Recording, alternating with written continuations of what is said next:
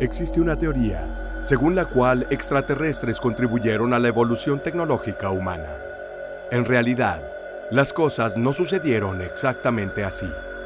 Han sido necesarios varios cientos de años para definir solo parcialmente el gran número de partículas atómicas microscópicas que componen todo lo que nos rodea, incluyendo nosotros.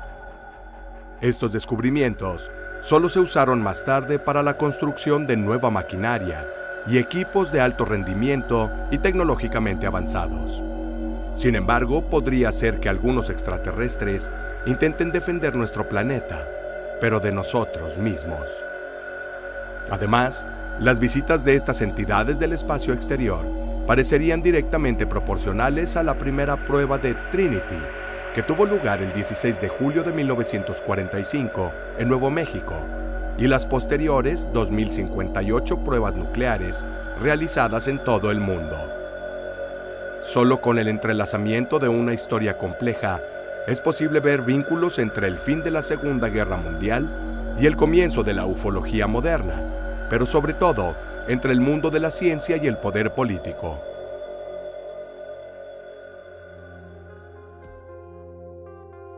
Paradoja de Fermi.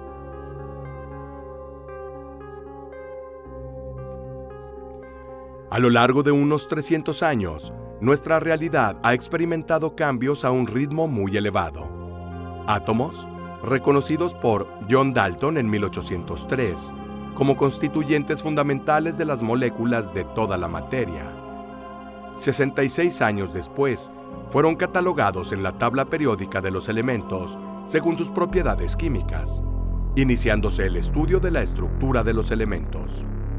Solo a finales del siglo XIX, la radiación y la materia fueron definidos como fenómenos ondulatorios y entidades de partículas, características físicas en marcado contraste con la visión de la mecánica clásica que había prevalecido hasta entonces.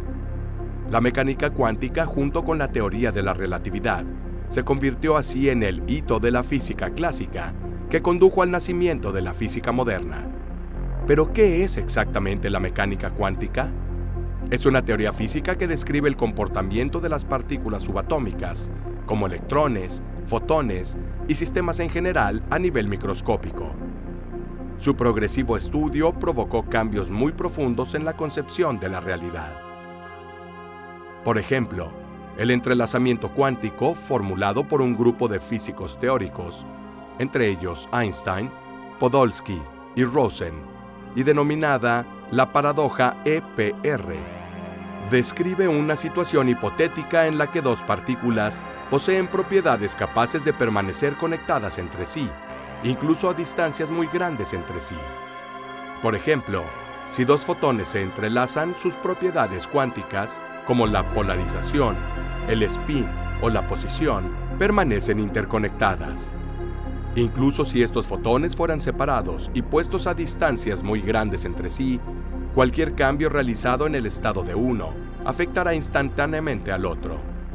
Con el tiempo, este fenómeno se ha convertido en una característica específica de la mecánica cuántica, y hasta la fecha esta rama de la física ha permitido construir objetos extraordinarios en los campos más dispares, como microprocesadores de alta velocidad y memorias flash, gracias a transistores de efecto túnel, instrumentos ópticos como lentes de difracción y láseres, usados en el campo médico para el diagnóstico y tratamiento de enfermedades o para la producción de imágenes médicas de alta resolución, y muchos más.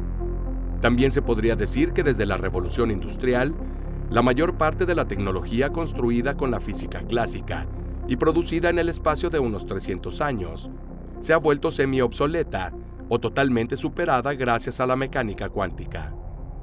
Los científicos que participaron en los estudios de esta área en el periodo entre las dos guerras mundiales, dentro de ambientes académicos donde pocos podían acceder, llevaron a cabo sus proyectos superando con dificultades los límites de las dictaduras, ya que estaban inevitablemente puestos bajo el escrutinio del mundo político. Así, fue que algunos de ellos, en un tipo de efecto mariposa, escribieron el destino de la humanidad en la historia. Entre ellos, El más importante por su contribución en ingeniería para la primera bomba atómica es Enrico Fermi, el científico que colaboró con Oppenheimer y el primero que teorizó la famosa paradoja sobre la presencia de extraterrestres en el universo. El menor de 3 hijos de una modesta familia burguesa, desde muy joven demostró una memoria excepcional y una inteligencia sorprendente que le permitió sobresalir en sus estudios. Tras la muerte de su hermano mayor durante una cirugía, siguió su vocación y terminó la escuela secundaria un año antes. Una de las primeras fuentes en las que se basó fue un tratado fechado en 1840 que encontró en el mercado romano de campo de Fiori y titulado Elementorum Physicae Mathematicae, que se convirtió en la base de los estudios del joven. El libro de 900 páginas en latín con temas de matemáticas, mecánica clásica, astronomía, óptica y la acústica habían sido estudiadas por muchos durante años y estaba lleno de notas. Su inteligencia sorprendió a las personas que lo rodearon a lo largo de su vida, en particular durante sus años de secundaria, en donde el ingeniero Adolfo Amidei, un colega de su padre, guió su formación. Fermi, a pesar de su edad, leyó libros de texto universitarios hasta 1918, año en el que Amidei le propuso matricularse en la Universidad de Pisa, en lugar de estudiar en Roma. Aquí, el joven participó en el proceso de selección para ingresar a la prestigiosa Scuola Normale Superiore, afrontando una prueba sobre las características distintivas de los sonidos y sus causas. Sus soluciones se presentaron en 7 páginas, en las que se discutía la producción y propagación del sonido. El orden en que se escribieron las soluciones asombró a los profesores. El propio Fermi afirmó que la técnica que había usado le había ayudado. El borrador de la tarea, 7 páginas atípicamente caóticas, se escribieron en el orden inverso de la copia final. Durante su vida universitaria, su fama entre los profesores creció hasta tal punto que algunos de ellos le pedían a menudo tener conversaciones privadas con él, y estudiaba con total autonomía y libertad, pues ya conocía gran parte del programa universitario. Uno de sus profesores de física experimental, Luigi Puccianti, le pedía en ocasiones que le enseñara algo que todavía podía aprender. El propio Fermi escribió a su amigo Pérsico: «En el Instituto de Física me estoy convirtiendo en la autoridad más influyente. Uno de estos días tendré que dar frente a varios magnates una conferencia sobre teoría cuántica, de lo cual siempre soy un propagandista». Consciente de sus capacidades y a punto de finalizar su formación, escogió el campo que ofrecía mayores posibilidades de investigación. Tomó todo el material recopilado hasta entonces y se planteó una simple pregunta: ¿por qué concentrarse solo en uno de los métodos de investigación? En aquella época en Italia la física teórica no estaba reconocida como disciplina universitaria, y una tesis en ese ámbito habría provocado la indignación de los profesores de más edad. Lo más parecido a la física teórica era la mecánica, enseñada por matemáticos que dejaron de lado todas las implicaciones físicas en favor de un enfoque matemático riguroso. Estas circunstancias también explicaron por qué la mecánica cuántica no se afianzó inmediatamente en Italia. Era considerada una tierra de nadie entre la física y matemáticas. Luego Fermi comenzó su tesis experimental sobre imágenes de difracción de rayos X producidas por cristales curvos. Él mismo fabricó los tubos de rayos X, junto con otros 2 estudiantes y amigos, Nello Carrara y Franco Rasetti. El grupo experimentó frecuentemente en el laboratorio de la Universidad de Pisa, obteniendo acceso gratuito del director del instituto. Demostró así que era un físico completo, realizando una tesis experimental, aunque ya era conocido como un teórico. Con su título de Magna Cum Laude en 1924, se presentó a el profesor Orso Mario Corvino, director del Instituto de Via Panisperna, en Roma, quien le mostró un posible camino a seguir. Fermi continuaría su trabajo en Alemania, Göttingen, con Max Born, y más tarde en Holanda, en Leiden, con Paul Ehrenfest. El mismo físico que en 1928 supuestamente respondió a la solicitud de acceso de Oppenheimer, diciendo que había una multitud de cuestiones más allá de la física de las que necesitaban hablar. Un año después de aquel encuentro con Corvino, Fermi fue iniciado en la logia masónica del Gran Oriente de Italia, Adriano Lemmi, en Roma. Algo que siempre ha despertado sospechas relacionadas a la implicación masónica indirecta en la creación de la primera bomba atómica. Con la llegada del fascismo, los miembros de diferentes grupos masónicos italianos creció en número, e incluso el Quattrumvir, que acompañaba a Benito Mussolini en la Marcha de Roma, estaban todos afiliados a diferentes logias. Según el ensayista estadounidense Peter Tompkins, exagente de la Oficina de Servicios Estratégicos, el servicio secreto estadounidense precursor de la CIA, Corvino, siendo masón, habría obtenido sobornos económicos a través de la Sinclair Oil Company. En su volumen de los documentos secretos del Duque, el ensayista observa que esta maniobra habría sido también una de las muchas razones que llevaron al asesinato del político antifascista Giacomo Matteotti, ocurrido el 10 de junio de 1924. Mussolini habría estado en posesión de los documentos capaces de dar fe del asunto, y según muchos entusiastas del tema, el del déspota fue un desvío adoptado para hacerse con sobornos y financiar proyectos específicos, sin el conocimiento de Corvino. Corvino, a pesar de provenir de una familia pobre, durante su brillante carrera como físico, demostró muchas veces ser un mediador carismático, y además de ser llamado entre 1910 y 1920 a participar en compromisos empresariales relacionados con el desarrollo y búsqueda de fondos para obras de ingeniería en el sector hidroeléctrico y sus estudios sobre armas militares experimentales en el período giolatino. En 1918 se convirtió en el director del Instituto de Via Panisperna. Cuando Fermi se presentó ante Corvino, el director del instituto ya gozaba del favor de Mussolini, quien lo llamó personalmente para el encargo de ministro de Economía Nacional, en el mandato de 1923-1924.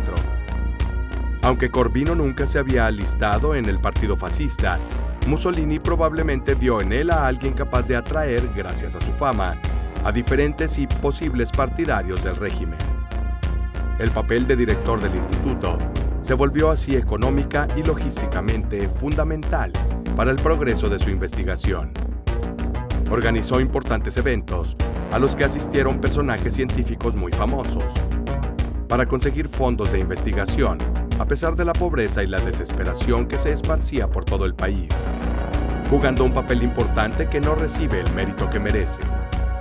Gracias a su talento como outsider político, logró compaginar con destreza sus imposiciones, dando diferentes posibilidades a jóvenes científicos que un día, a su vez, habrían dado origen a la investigación italiana sobre el átomo. Cuando Corvino en 1924 aconsejó a Fermi que continuara sus estudios en Leiden, en Holanda, con Paul Ehrenfest, dio un paso adelante muy importante. Fermi tenía que estar familiarizado con los lugares donde la física moderna ya estaba abriendo nuevos caminos. El propio Oppenheimer solicitó ingresar al instituto al año siguiente del ingreso de Fermi. A la carta de Oppenheimer, el profesor Ehrenfest respondió: «Si deseas aumentar aún más su artillería matemática en los próximos años en Europa, debo pedirte no solo que no vengas a Leiden, si es posible ni siquiera a Holanda. Y solo te pido esto porque te tengo cariño y no quisiera apartarte de tu camino. Pero si, por el contrario, deseas pasar al menos tus primeros meses, con paciencia, comodidad y agrado, en conversaciones que siempre vuelvan a los mismos puntos, charlar sobre algunas cuestiones fundamentales conmigo y con nuestros jóvenes, sin pensar mucho en las publicaciones, en ese caso, te recibiré con los brazos abiertos». En 1926, Oppenheimer ingresó al instituto. Años más tarde, la Gran Depresión afectó a la economía mundial, provocando tensiones sociales que allanaron el camino para la Alemania nazi de Hitler. Durante el tiempo en que Oppenheimer asistió a la Universidad de Leiden, el nacionalsocialismo aún no estaba en el poder en Alemania. Sin embargo, había signos de un sentimiento nacionalista y antidemocrático emergente en Europa, pero el alcance y el surgimiento del nacionalsocialismo como movimiento político no habían sido reconocidos. A pesar de que la terrible y conocida situación política de la Alemania nazi seguía en proceso, es muy probable que Ehrenfest y otros científicos temieran un posible derrocamiento de la democracia alemana, y por lo tanto, también es probable que algunos de ellos anticiparan sus estudios relacionados con la bomba atómica, incluyendo al mismo Fermi. El propio Hitler escribió: «Ya en los años 1913 y 1914, comencé a expresar en diversos círculos, hoy leales a la causa nacionalsocialista, la idea de que la cuestión del futuro de Alemania giraba en torno a la destrucción del marxismo». Mientras Albert Einstein escribía a su hermana Maya en agosto de 1922, «Se avecinan tiempos oscuros, política y económicamente, y estoy feliz de alejarme de todo durante 1 año y medio». Entre los físicos capaces de comprender las posibles tendencias sociopolíticas a futuro, quizás también estaba Ehrenfest, de origen austriaco al igual que Hitler. Sí, ya en 1919, cuando los sentimientos antisemitas comenzaron a aflorar en Austria, es muy probable que el pueblo alemán ya se estuviera alineando lentamente con los pensamientos que años después del nazismo usó para controlar a la sociedad. El pueblo sentía un fuerte resentimiento hacia la República de Weimar y la derrota de la Primera Guerra Mundial. La guerra trajo hambre, pobreza, y Hitler se aferró a este descontento general fomentando conceptos raciales. Culpó a los judíos por avivar los focos revolucionarios bolcheviques, que supuestamente socavaron la resistencia de los soldados en el frente desde dentro, liderando a los políticos, también conocidos como los criminales de noviembre, a rendirse y firmar el Tratado de Versalles. El primer síntoma de cambio apareció el 8 de noviembre de 1923, con el golpe de Estado de Múnich.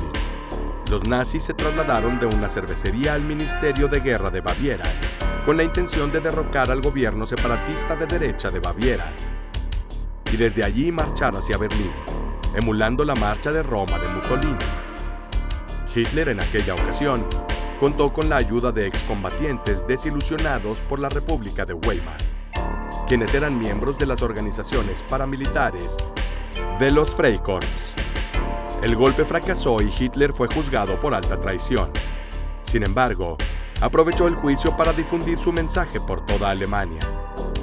El año en que Fermi conoció a Corvino, en abril de 1924, Hitler fue condenado a 5 años de prisión a unos 80 kilómetros de Múnich. Allí leyó la obra de Henry Ford, El judío internacional, e inspirado por ella, escribió su famoso Mein Kampf. Esta pesada obra, que contiene ideas sobre raza, historia y política, e incluye varias advertencias sobre el destino que les espera a sus enemigos si él llegaba al poder, se publicó por primera vez en 2 volúmenes. El primero en 1925 y el segundo 1 año después. Las posibilidades de que Hitler obtuviera poder parecían tan remotas en ese momento que nadie tomó en serio sus escritos. Considerado relativamente inofensivo, a Hitler se le concedió una sentencia reducida y fue liberado en 1924, después de solo 9 meses de prisión. En aquella época el partido nazi apenas existía, y durante estos años se formó un grupo que se convertiría en una de las herramientas clave para lograr los objetivos del dictador. En 1925 formó una unidad de guardaespaldas personales, la Schutzstaffel, Unidad de Protección, o SS, dirigida por Heinrich Himmler, el principal ejecutor de los planes sobre la cuestión judía durante la Segunda Guerra Mundial. El punto de inflexión en la suerte del dictador vino con la Gran Depresión, que alcanzó a Alemania en 1930, año en el que Hitler asumió el cargo de Oberster SA, o líder supremo. Pero ya en 1926, los científicos alemanes no vivían en un lugar feliz donde solo pudieran ocuparse de la ciencia y la investigación, lejos de la ideología y la política. Aunque en Italia algunos escaparon del régimen, en Alemania la cuestión debió ser muy diferente. Con la Segunda Guerra Mundial, los físicos alemanes tuvieron que demostrar su contribución a la victoria. De lo contrario, corrían el riesgo de ser enviados al frente como soldados. Entre ellos también habían grandes partidarios del régimen, sobre todo partidarios de una política de higiene racial, destinada a configurar la nación y que incluía, en particular, la prevención de determinadas enfermedades hereditarias. Pero al mismo tiempo, también contemplaron consideraciones sobre la eliminación física de las personas nacidas con defectos congénitos, conceptos ya avanzados a finales del siglo XIX. Por lo tanto, no sorprende que durante los años nazis, algunos grupos de graduados estuvieran politizados. Entre los médicos, por ejemplo, casi la mitad se matriculó en el Partido Nacional Socialista, y una parte de los médicos y psiquiatras estuvieron involucrados no solo en sentencias judiciales estatales sobre el estado de salud racial o hereditario de sus pacientes alemanes, sino también en la esterilización forzada de los 400.000 alemanes considerados genética o moralmente enfermos, mientras que otros fueron los ejecutores materiales del programa de eutanasia contra pacientes de trastornos mentales incurables. Desde el inicio de los juicios de Nuremberg, el comportamiento de los científicos en el Tercer Reich fue objeto de reconstrucciones, pero también de justificaciones por parte de los propios protagonistas.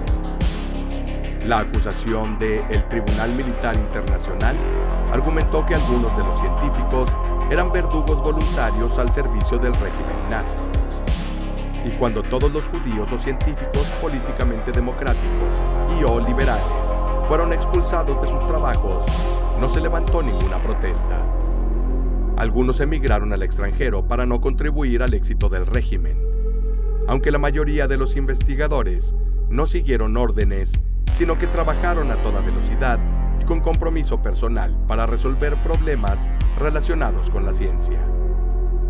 Así, al final de la guerra, en algunos sectores, por ejemplo, en la investigación aerodinámica a velocidades ultrasónicas, los científicos alemanes fueron los pioneros a nivel mundial.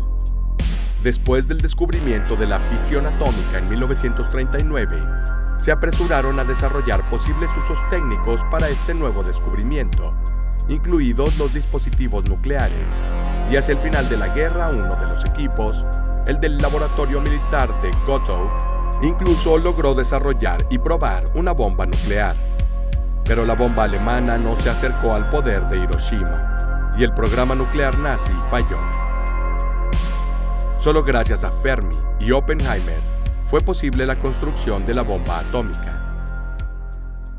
Cuando Enrico Fermi regresó a Italia en 1927, ocupó la cátedra de física teórica en Via Panisperna. Lo intentó de todas las formas posibles, junto a Corvino, para transformar el instituto en un centro de vanguardia a nivel mundial. El joven científico necesitaba colaboradores adecuados, y el primero en ser contratado fue su amigo Franco Rasetti, a quien se le encomendó la tarea de investigar en el campo de la física atómica.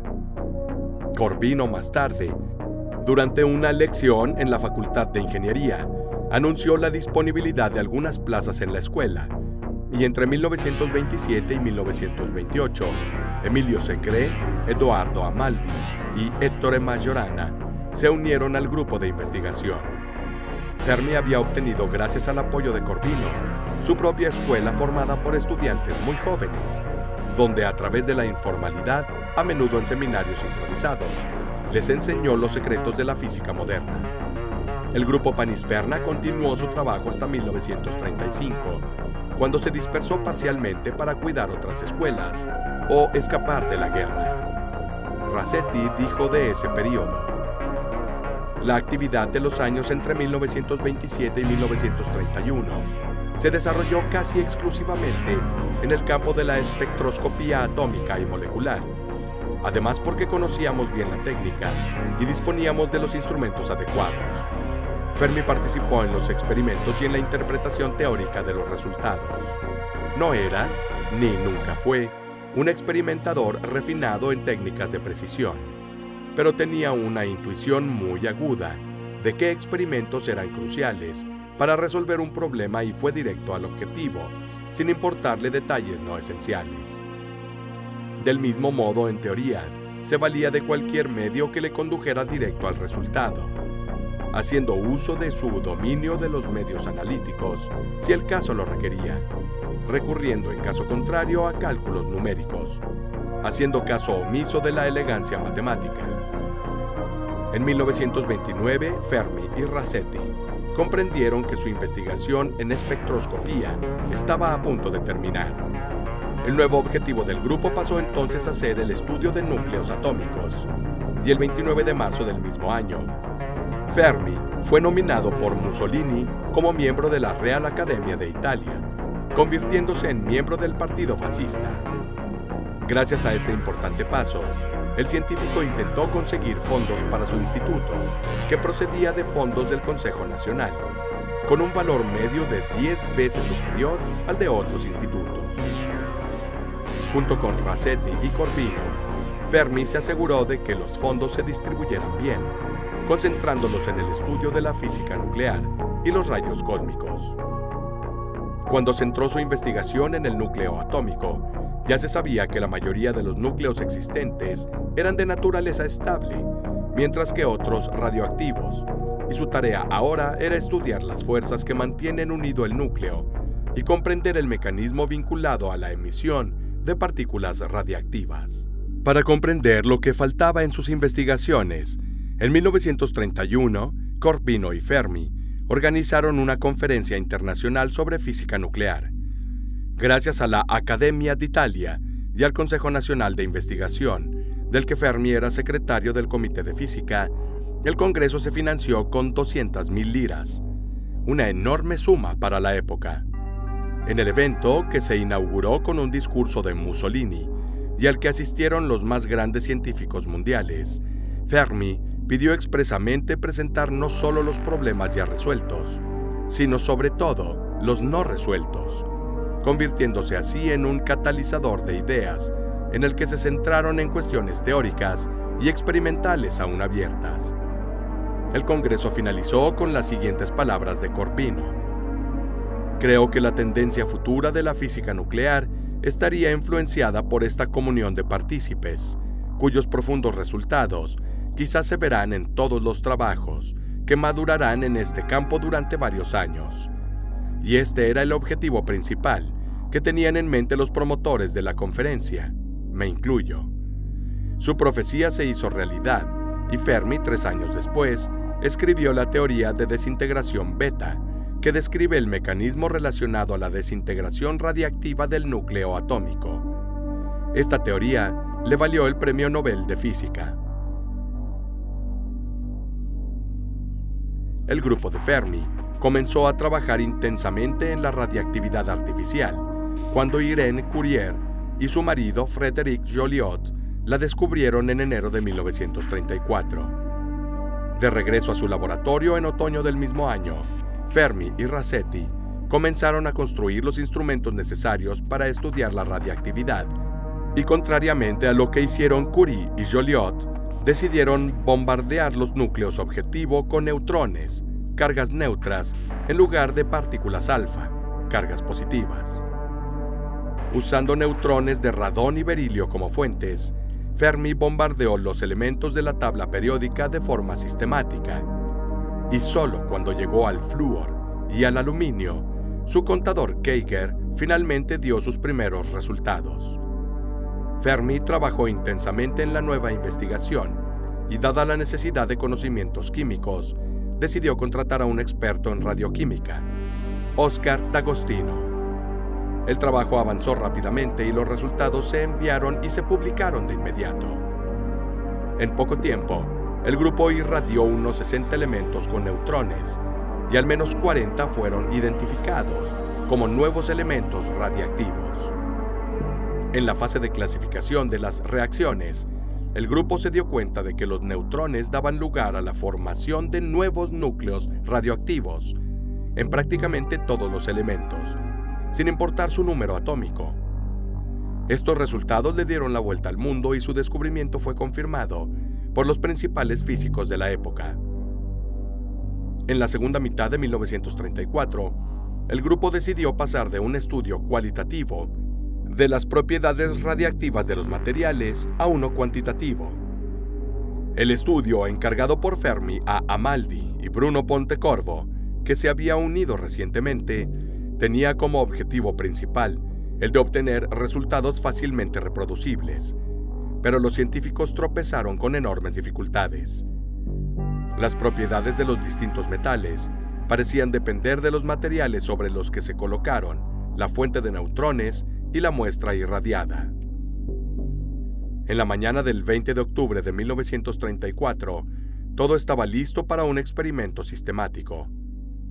Amaldi construyó la cámara con paredes de plomo y, repitiendo las mediciones varias veces, bombardeó un objetivo que consistía en una muestra de plata con neutrones, poniendo una cuña de plomo entre la fuente y el objetivo para distinguir los neutrones absorbidos y los difundidos. En física, no son raros los casos en los que los descubrimientos e invenciones son fruto de un hecho fortuito. Entre tantos casos, uno ocurrió precisamente esa mañana. Fermi estaba solo en su laboratorio, mientras sus colaboradores y alumnos estaban en lecciones y sesiones de exámenes. Impaciente e inquieto, decidió iniciar el procedimiento de inmediato, pero un instante antes de comenzar, reemplazó la cuña de plomo con un trozo de parafina. Los resultados sobre la inducción de radiactividad artificial fueron completamente inesperados. La parafina, una sustancia rica en hidrógeno, es decir, en protones, ralentizó los neutrones incidentales, amplificando la eficacia de la radiactividad artificial. El experimento se repitió con agua, también rica en protones, y se obtuvieron los mismos resultados. Emilio Secret recuerda: al principio creí que solo había roto un contador, pero no tardó mucho en convencernos de que la fuerte radiactividad que presenciamos era real y se debía al filtrado de radiación primaria por la parafina.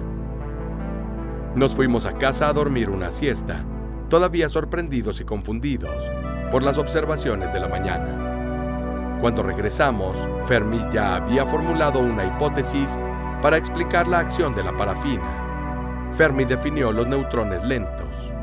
Los neutrones fueron frenados en una serie de colisiones elásticas con los protones de la parafina, aumentando así su eficacia para provocar radiactividad artificial. Fermi demostró cómo la probabilidad de capturar neutrones y producir reacciones nucleares aumentaba al disminuir la velocidad de los neutrones, lo cual era inesperado para la época, dado que se creía que era al revés. No está claro por qué Fermi usó parafina y cómo tuvo esta intuición aparentemente extraña. Ni siquiera el propio gran científico logró encontrar respuesta, y fue el más sorprendido de todos los involucrados. Luego, Corvino convenció a Fermi y al grupo para que patentaran el proceso de producción de sustancias radiactivas artificiales. Esta patente, que lleva la fecha del 26 de octubre de 1935, fue un paso importante en la construcción de la bomba atómica. En el verano de 1935, el grupo empezó a dispersarse. La situación política general de Italia se estaba deteriorando y el país se estaba preparando para la guerra con Etiopía. Como reacción al duro clima político, el trabajo de los científicos se volvió frenético. Amaldi, colaborador de Fermi, quien contribuyó años después a la creación del Instituto Nacional de Física Nuclear, el NINP, la Organización Europea para Investigación Nuclear, CERN en Ginebra y la Agencia Espacial Europea, ESA, afirmó: empezamos a las 8 a.m. y realizamos mediciones sin interrupción hasta las 6 o 7 de la tarde, y a veces incluso después. Hicimos las mediciones bajo un cronograma cronométrico ya ha estudiado el tiempo mínimo necesario para realizar las operaciones. Los repetimos cada 3 o 4 minutos, durante horas y días, como fuera necesario, para llegar a una conclusión en algún punto en particular. Una vez resuelto el problema, inmediatamente atacamos otro, sin ninguna interrupción ni incertidumbre. La física como salmo, así nos expresábamos para hablar de nuestro trabajo, mientras la situación general en Italia se volvía cada vez más sombría. El descubrimiento de los neutrones lentos logra consolidar la fama del grupo Fermia a nivel mundial. Y entonces habría sido necesario un acelerador de partículas para realizar estudios de la forma más profunda. Fermi, consciente de su importancia, quiso equipar al grupo con una máquina como esta, pero pronto se encontró en condiciones desfavorables. En el verano de 1935, Rasetti fue enviado a visitar el laboratorio de Robert Millikan en Pasadena y el laboratorio de radiación en Berkeley para estudiar y reproducir el rendimiento de las plantas construidas en los laboratorios. En Pasadena, Rasetti estudió un acelerador de alto voltaje desarrollado por un estudiante de Millikan, mientras que en Berkeley estudió el ciclotrón inventado por Ernest Lawrence. En Italia, Fermi y Rasetti abandonaron la idea de construir un acelerador de partículas debido al alto costo. Hacia finales de 1936, la situación política italiana se deterioró aún más con el eje Roma-Berlín. La Italia fascista de Mussolini y la Alemania nazi de Hitler se habían unido. El golpe final al grupo de estudio llegó el 23 de enero de 1937, cuando Corvino muere repentinamente de neumonía. Fermi habría sido el sucesor natural al frente del Instituto de Via Panisperna, pero mediante maniobras políticas, el profesor Antonino Losurdo logró tomar el lugar del profesor fallecido. Con la anexión de Austria hasta la Alemania nazi, la situación europea empeoró rápidamente, y en julio de 1938 comenzó también la campaña antisemita en Italia. Fue la publicación del Manifiesto Racial y las posteriores leyes raciales, por las cuales Fermi tuvo que renunciar a la colaboración de algunos de sus asistentes. Laura Capone, la esposa del físico, tenía orígenes judíos y ambos fueron objeto de persecución racial. La mujer recuerda en su libro Átomos en la familia que la pareja decidió abandonar Italia tras la aplicación de esas leyes. El 10 de noviembre de 1938, el profesor recibió, con solo 37 años, el anuncio oficial de la concesión del Premio Nobel.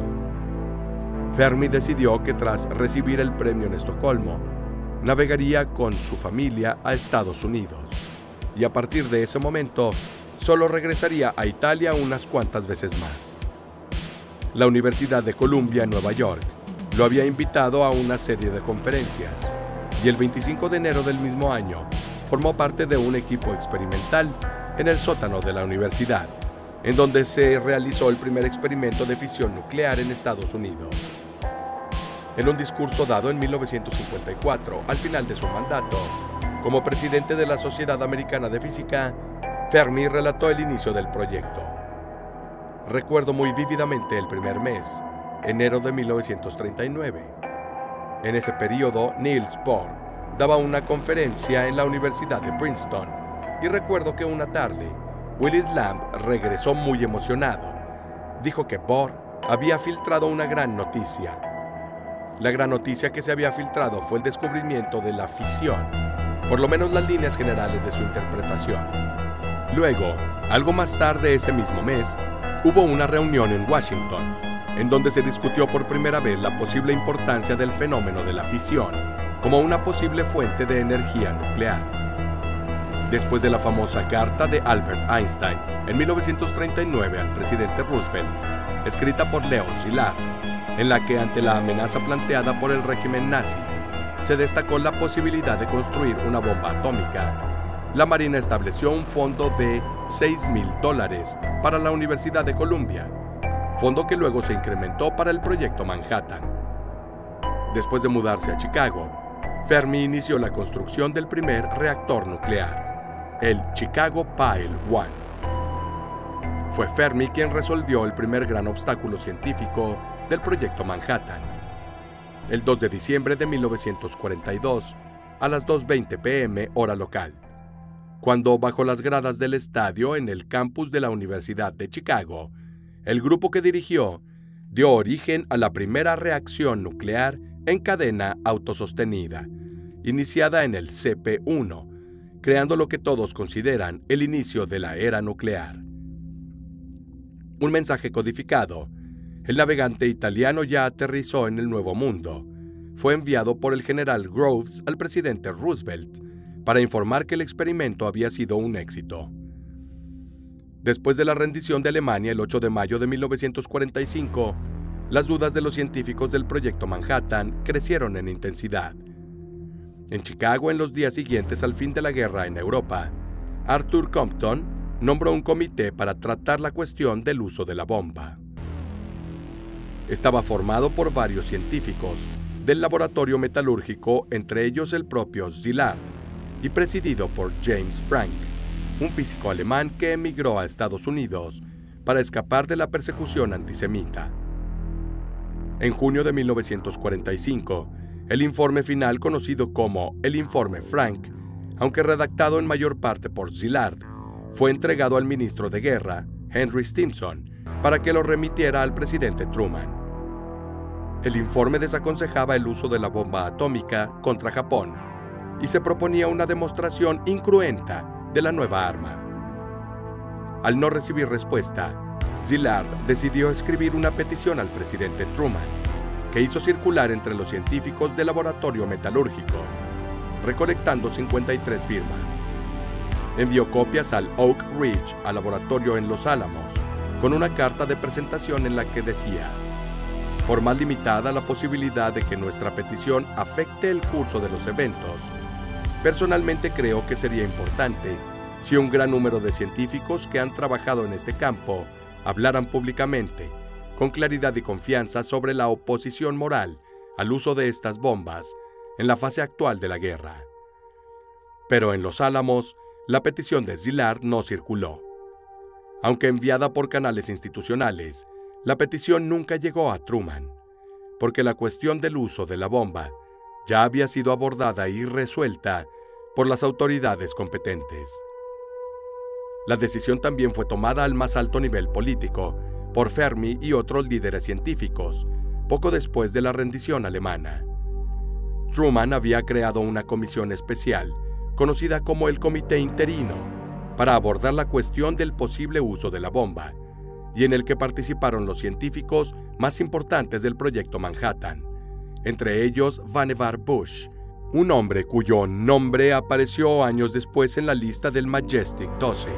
La comisión científica, formada por Oppenheimer, Fermi, Lawrence y Compton, tuvieron la delicada responsabilidad de dar consejos técnicos en el uso de armas nucleares. En un informe formal, los científicos escribieron: las opiniones de nuestros colegas científicos sobre el uso inicial de estas armas no son unánimes. Van desde la propuesta de una demostración puramente técnica hasta la de la aplicación militar, mejor diseñada para inducir la rendición. Quienes abogan por solo una demostración técnica desearían prohibir el uso de armas atómicas y temen que si las usamos ahora, nuestra posición en futuras negociaciones será perjudicada. Otros destacan la oportunidad de salvar vidas estadounidenses mediante el uso militar inmediato. Creen que tal uso mejorará las perspectivas internacionales, ya que les preocupa más lograr evitar otra guerra que por la eliminación de esta arma específica. Nos encontramos más cerca de estos últimos puntos de vista. No podemos proponer ninguna demostración técnica que pueda poner fin a la guerra. No vemos ninguna alternativa aceptable al uso militar directo. El comité interino, integrado por científicos, industriales y personal militar, aprobó unánimemente las siguientes medidas. 1. Que el arma se usara contra Japón en la primera oportunidad. 2. Que se usara sin previo aviso. 3. Que se use en un doble objetivo, es decir, una instalación militar o planta de guerra rodeada o adyacente a casas u otros edificios más susceptible a sufrir daños. El 6 de agosto de 1945, a las 8:15 am, se lanzó la primera bomba atómica de la historia sobre Hiroshima. 3 días después, el 9 de agosto de 1945, a las 11:02, se lanzó una segunda bomba sobre Nagasaki. Poco después, Japón firmó la rendición, y la teoría histórica transmitida en Occidente fue que ese bombardeo, por más terrible que fuera, era necesario para dominar una potencia agresiva y poner fin a la guerra. Una verdad que fue cuestionada, ya que Japón estaba en su límite y había enviado señales de querer un armisticio. Más de 210,000 muertos y se contabilizaron 150,000 heridos, sin tener en cuenta los daños a largo plazo producidos por la radiación que todavía se estudian en el campo médico. Fermi fue elegido miembro de la Academia Nacional de Ciencias de Estados Unidos en 1945. Al final de la guerra, le ofrecieron la cátedra de física en la Universidad de Chicago, convirtiéndose en miembro de estudios nucleares.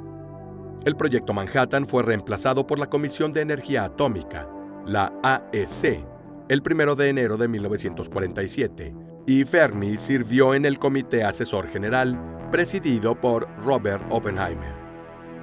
Después de la detonación de la primera bomba de fisión nuclear soviética, en agosto de 1949, Fermi se opuso firmemente al desarrollo de una bomba de hidrógeno, por motivos tantos morales como técnicos. Después de algunas breves visitas a Italia, el 28 de noviembre de 1954, Fermi murió a la edad de 53 años, de cáncer de estómago. Un par de años después de la explosión de 2 bombas atómicas en Japón, el caso Roswell, de 1947, se convirtió en el primer evento reconocido históricamente relacionado con extraterrestres. 4 años antes de morir, mientras almorzaba con colegas en el laboratorio de Los Álamos, Fermi tomó por sorpresa a los presentes preguntando: ¿pero en dónde están todos? Se refería a los extraterrestres. Hay al menos 100,000 millones de galaxias en el universo. Cada una contiene hasta 1,000 millones de estrellas, y sobre esta base debería haber billones y billones de planetas, algunos de los cuales son potencialmente habitables. La pregunta, rebautizada como la paradoja de Fermi, explica la aparente contradicción entre la probabilidad de que la nuestra no sea la única forma de vida inteligente en el universo y la ausencia de contactos establecidos con civilizaciones extraterrestres. Se ha usado a menudo para poner en duda la ecuación de Drake, la fórmula matemática según la cual el universo es rico en galaxias, estrellas y planetas, y por tanto en civilizaciones avanzadas, capaces de comunicarse con nosotros. De ello se deduce que las estimaciones de Drake son erróneas o, más probablemente, nuestra observación y comprensión del universo aún son incompletas. La pregunta de Fermi surgió de las mismas observaciones primarias de la ecuación de Drake. Hay muchas estrellas en el universo. Es muy antiguo y por tanto debería haber habido tiempo para el nacimiento de otras especies inteligentes en lugares remotos del universo, antes del nacimiento del hombre en la Tierra. Pero la cuestión en sí tiene muchos obstáculos. El primero que consideró Fermi fue la distancia entre las estrellas. Por ejemplo, mientras el Voyager viaja a una velocidad de 61.500 km por hora, solo podría alcanzar las estrellas más cercanas en unas pocas decenas de miles de años. Mucho tiempo comparado con la vida de un ser humano, pero muy corta en comparación con la edad del universo entero. La explicación de Fermi es natural. No hay tiempo de llegar a otros planetas, a otros destinos. No hay tiempo para comunicarse. Y existe un inmenso problema de sincronicidad, porque cualquier comunicación o intercambio debería tener lugar más o menos en la misma época. Pero debido a la gran distancia, esto nunca podría ser. Así que si una civilización espacial hubiera enviado sondas o mensajes hace millones o miles de millones de años desde otra parte de la galaxia, esta civilización habría tenido tiempo para completar la hazaña, incluso mucho antes de nuestra aparición en la Tierra. Fermi formuló así 2 hipótesis principales. La primera dice que la Tierra nunca ha sido visitada por otras civilizaciones inteligentes que aparecieron mucho antes que nosotros. El segundo dice que una forma de vida de alguna manera más avanzada no ha dejado evidencia de comunicación entre una estrella y otra, porque cuando vemos el universo parece bastante silencioso. Luego se distinguieron tres categorías. La primera categoría, más simple, dice que la vida inteligente en el universo es algo raro. No hay muchas civilizaciones avanzadas que puedan comunicarse o enviar sondas para explorar el universo, solo porque el surgimiento de la vida es bastante difícil y la evolución biológica es necesaria para desarrollar una vida inteligente compleja. Debieron evolucionar suficiente para poder encontrarnos, y eso sería complicado. Por lo tanto, el resultado es que hay muy pocas. Esta categoría dice que lo que pasa en nuestro planeta no sería tan común en el resto del universo, mientras asumimos que nuestra situación evolutiva es normal, que no hay nada de particular en nosotros. Evidentemente desconocemos la probabilidad de que aparezca vida en otro planeta. Ni siquiera sabemos cuál es la probabilidad de que existan planetas habitables en el universo. Obviamente sabemos que hay alguno similar a la Tierra en cuanto a características, pero no sabemos qué tan aptos son para la vida, y solo sabemos parcialmente que detonó la vida en nuestro planeta. Por ejemplo, según la teoría evolutiva darwiniana, el ser humano es un pariente de los monos, y antes de alcanzar nuestra forma actual, tuvimos que sufrir diversas mutaciones genéticas, dictadas por el cambio ambiental y el contexto en el que vivíamos. Pero no sabemos si otras formas de vida puedan desarrollarse en otras condiciones ambientales y químicas. Según algunos estudiosos, encontrar un planeta con características adecuadas para la vida, como nuestra Tierra, sería muy raro, incluso si hay muchos planetas en el universo. También hablamos de vida inteligente, no de vida en general, sino de especies capaces de comunicarse, de enviar sondas a distancias enormes, y la aparición de especies inteligentes en la Tierra tardó millones de años. Así que, según la primera categoría, parece que no es muy frecuente que aparezcan especies inteligentes en el universo. La segunda categoría de explicaciones es algo diferente, y supone que la vida inteligente no es rara. La vida podría aparecer con cierta frecuencia, incluso relativamente común y en la historia de la galaxia. Podría haber más especies inteligentes capaces de desarrollar tecnología para la comunicación a distancias interestelares, capaces de explorar el espacio, etc.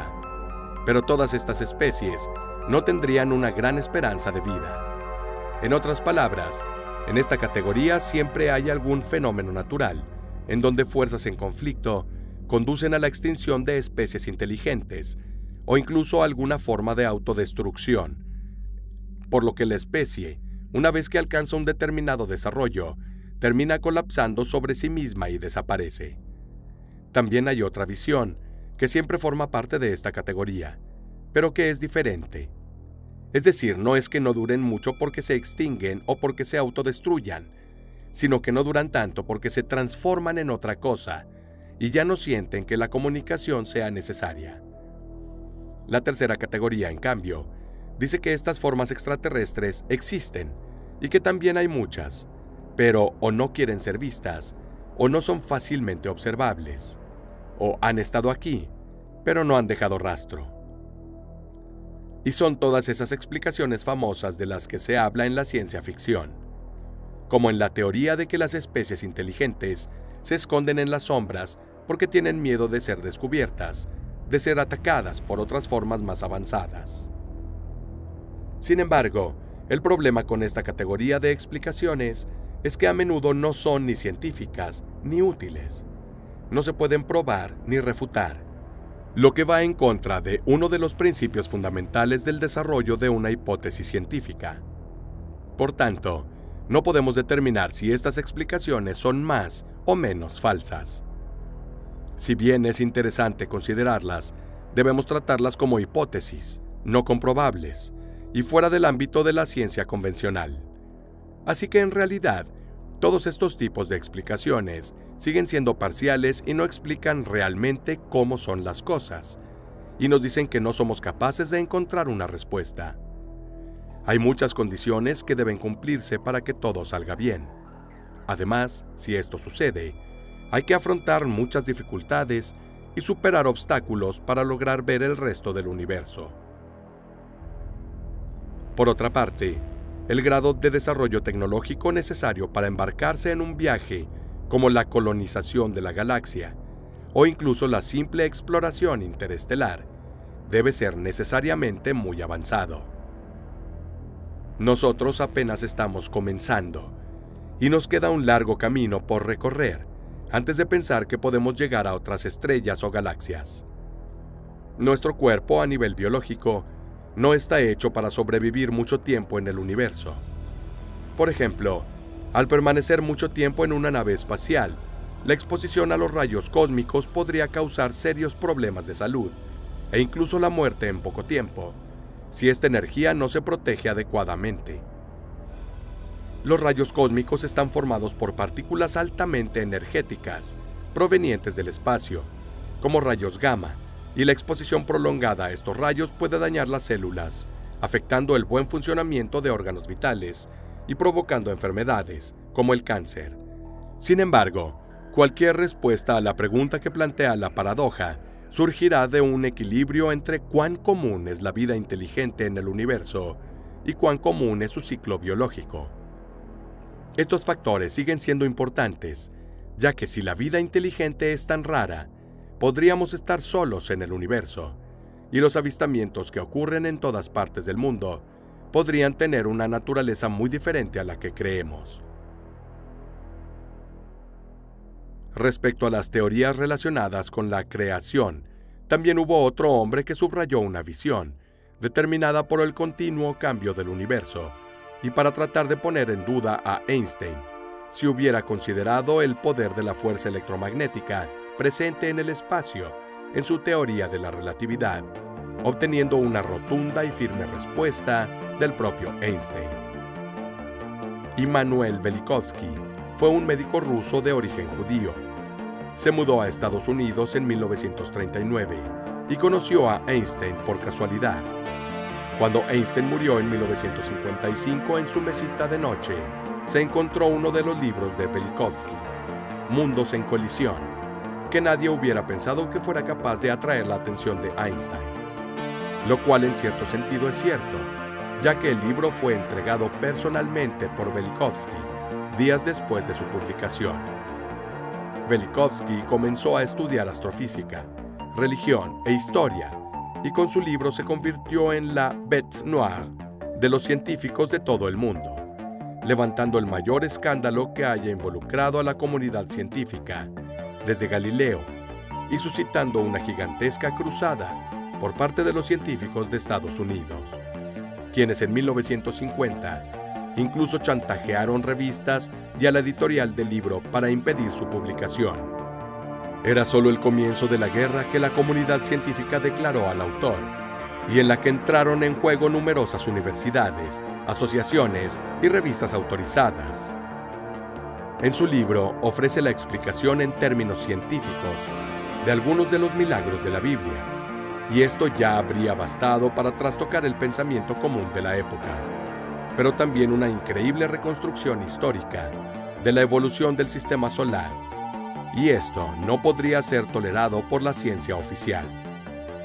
La idea central del texto fue que 1500 años antes de Cristo, en tiempos históricos, se desprendió un pedazo del planeta Júpiter, que pasó a formar un cuerpo definido como extraterrestre y que a lo largo de 7 siglos, con una cadencia de 52 años, se habría acercado cada vez más a la Tierra, provocando terremotos, inundaciones, tormentas electromagnéticas, lluvias de meteoros y trastornos climáticos.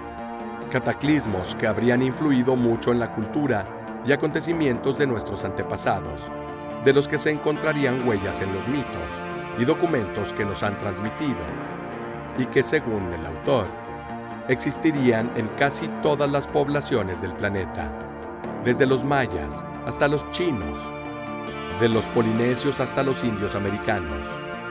El primero de estos contactos habría ocurrido en el año 1500 AC, y en su aproximación el cometa descarriado provocó lo que en la Biblia se describe como las 10 plagas de Egipto, que examinadas una por una, son sometidas a una explicación científica, entre comillas.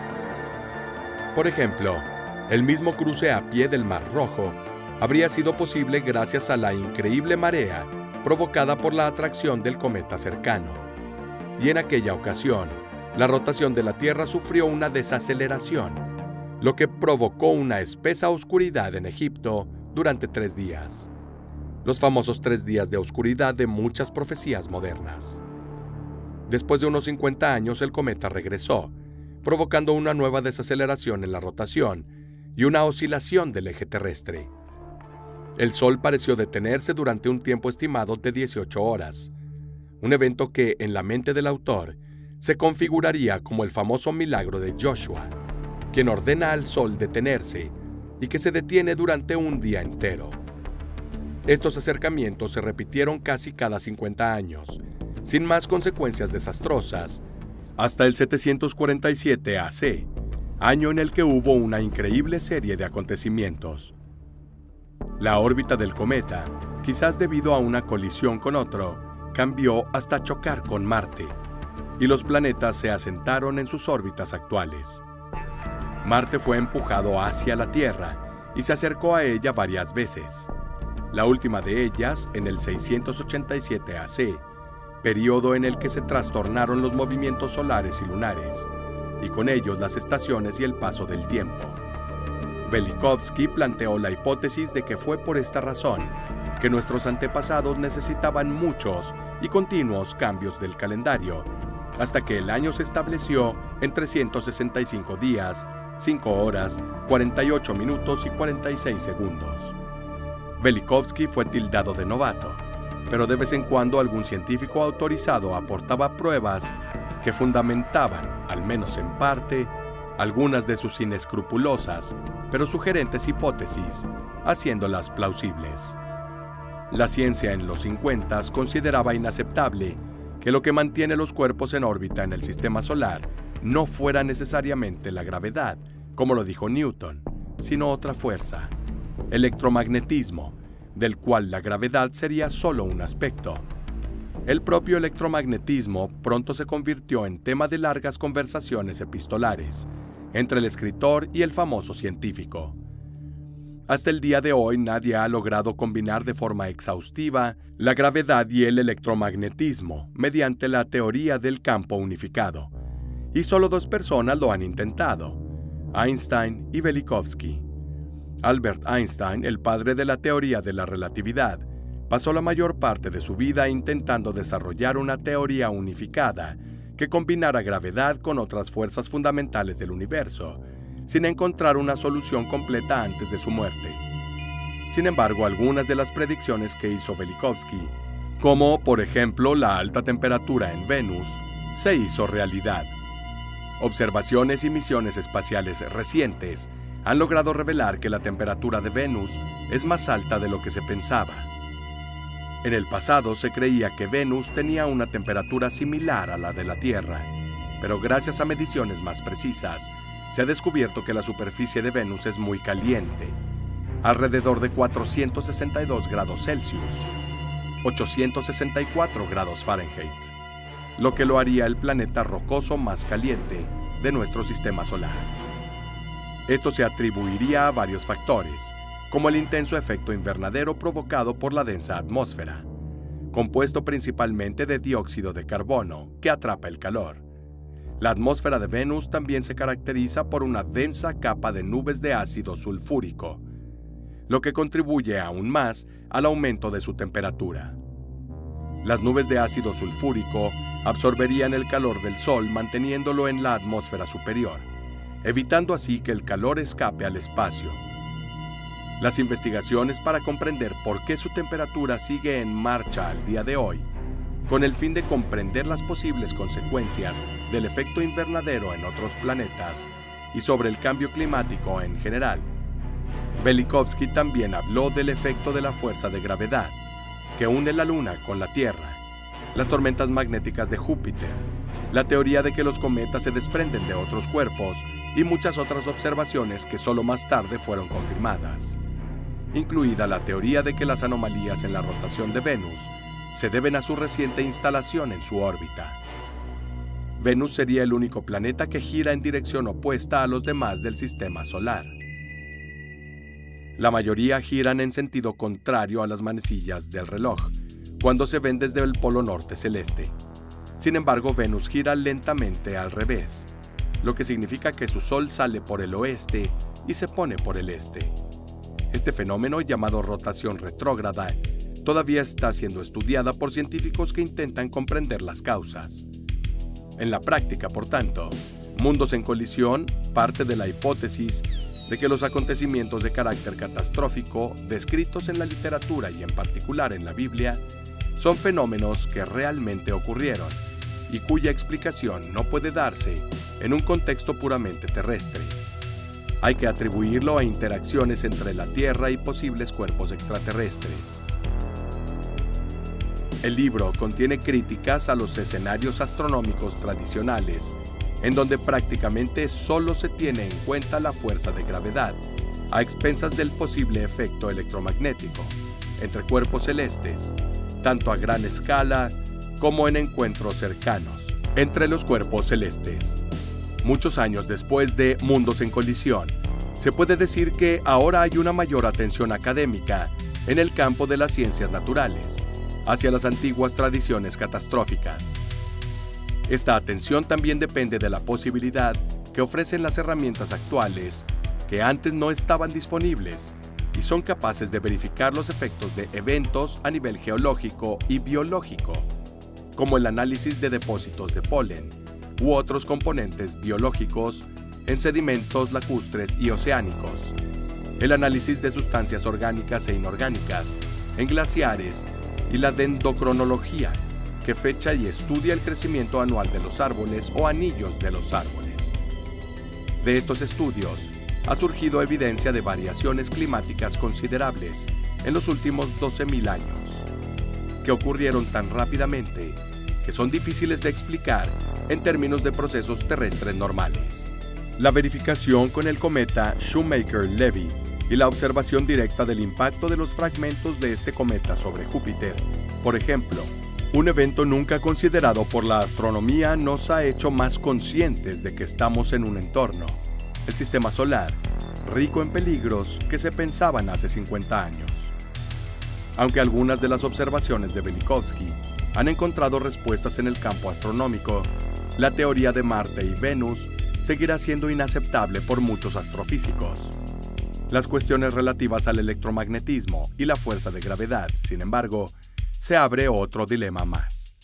¿Quién sabe si Velikovsky se hubiera preguntado si una energía electromagnética generada por bombas atómicas podría causar tal perturbación como para convertirse en una señal para los extraterrestres o crear problemas también relacionados con la gravedad? Una bomba nuclear funciona mediante fisión nuclear o fusión nuclear, procesos que involucran el núcleo de los átomos y que generan principalmente una gran cantidad de energía térmica, luz y radiaciones ionizantes. Y es posible que las explosiones nucleares tengan efectos indirectos en los campos magnéticos de la Tierra. Por ejemplo, una poderosa explosión nuclear atmosférica, capaz de producir una gran cantidad de plasma ionizado, puede interactuar con el campo magnético de la Tierra, causando perturbaciones temporales. Este fenómeno se conoce como pulso electromagnético nuclear, o NEMP, que puede ser generado por una bomba nuclear, detonada en la atmósfera a gran altura, o por un arma nuclear detonada en el espacio. Hay dos tipos principales de NEMP.